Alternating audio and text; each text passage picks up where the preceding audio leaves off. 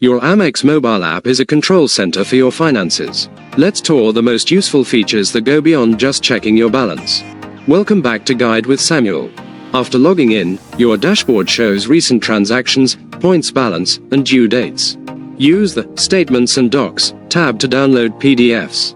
The Benefits tab is a goldmine. It shows all your card's credits, like Uber or Saks, and tracks your usage. You can lock your card instantly if you misplace it, add Amex offers with one tap, and chat with customer service 24/7. My crucial pro tip: enable biometric login and push notifications. Use Face ID or fingerprint login for speed and security. Turn on push notifications for every transaction. This gives you ultimate control and instant awareness of your account activity, turning your phone into a powerful financial remote. Manage your money and your benefits from anywhere. What's your most used feature in the Amex app?